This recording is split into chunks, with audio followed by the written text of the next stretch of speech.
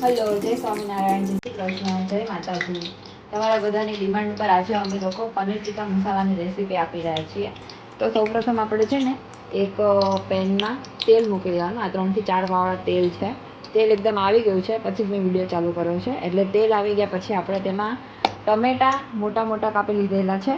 એની અંદર એક લીલું મરચું છે, કાશ્મીરી લાલ મરચું પાવડર છે. અગર તમારી પાસે મરચાં હોય સૂકા તો તમે એ નાખી શકો, નકર કાશ્મીરી લાલ મરચું નાખી શકો. અને મીઠું છે. આ 3 વસ્તુ ભેગી કરેલી છે એ આપણે આની અંદર નાખી દઈશું.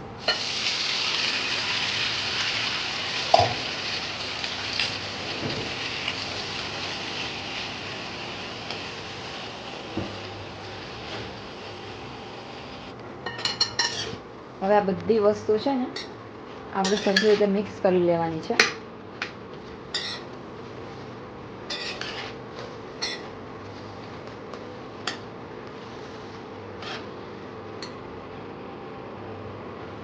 હવે આપણે આની અંદર લીલા ધાણાના ડાળા સાથે જ આપણે લીલા ધાણા નાખી દેવાના છે. અહીંયા આપણે લસણ ડુંગળી વગરનું શાક બનાવે છે એટલે આની રેસીપી થોડી અલગ હશે. અને 8 થી 10 પલાળેલા કાજુ છે જે આપણે સવારે પલાળી દીધા હતા એ પણ નાખી દઈશું.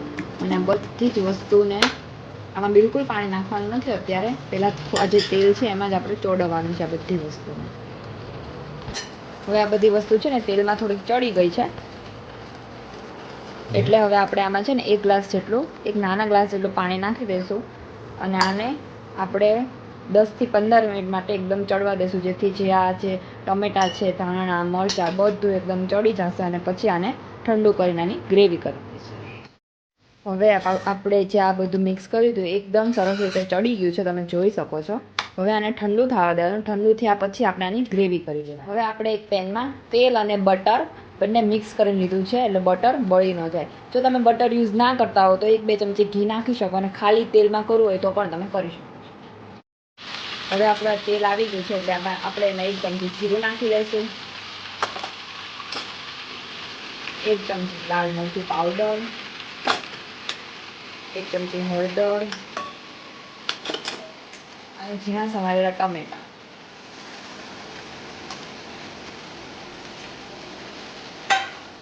લાલ મરચું પાવડર એ નાખી દીધું છે.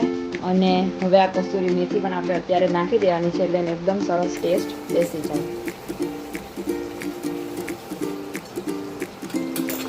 1 ચમચી જેટલું ધાણા જીરું પાવડર છે. બધી જ વસ્તુ સરસ રીતે મિક્સ કરીને ટમેટા અડધા ચડે ત્યાં સુધી આને ચોળવવાના છે. ત્યાર પછી આપણે એમાં કેપ્સિકમ એડ કરીએ. ટમેટા આપણા અડધા ચડી ગયા પછી આપણે એમાં જો કેપ્સિકમ નાખી દીધેલા હતા. કેપ્સિકમ પણ આપણા ઓલમોસ્ટ હવે ચડી ગયા છે એટલે હવે આપણે આ ગ્રેવી કરી લીધી છે. જ્યાંની પહેલાં આપણે ટમેટાની મરચાંની બધાની હતી ને એ.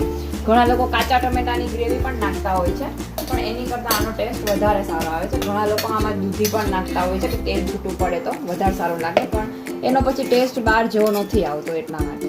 અને ઘણા આમાં એવી કમેન્ટ પણ કરશે કે આમાં ઘણું તેલ છે, બહુ તેલ છે. પણ આ ઓલરેડી 8 થી 10 લોકો માટે હું જમવાનું બનાવું છું એટલે આમાં તેલ જોશે, કેમ કે હજી આમાં પાણી આવશે અને ગ્રેવી આની બનશે એટલે તેલ દેખાશે. હવે આ ગ્રેવી આપણે આમાં નાખી દીધી છે અને આની અંદર આપણે 1 ગ્લાસ જેટલું પાણી જે જારો એ ધોઈ નાખી દેવાનું. હવે આ જ્યાં સુધી ઘટ ના થાય ત્યાં સુધી આપણે આને ચોળવવાનું છે, મતલબ કે બધા મસાલા આખી ગ્રેવીની અંદર બેસી જાય ત્યાં સુધી આપણે આને મિક્સ કરવાનું છે. ત્યારબાદ આપણે આમાં પનીર ને બીજું બધું મસાલા એડ કરશું.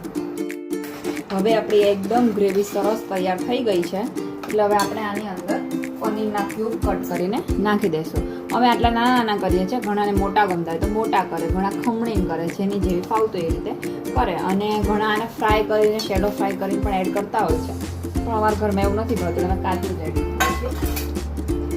બસ હવે ઓલમોસ્ટ આપણું પનીરનું શાક તૈયાર છે. હવે આની ઉપર તમે લીલા ધાણાનું ગાર્નિશિંગ કરી શકો છો, અને કોઈને મલાઈ ભાવતી હોય તો મલાઈ એડ કરી શકો છો. આપણું પનીર ટીકા મસાલા તૈયાર છે.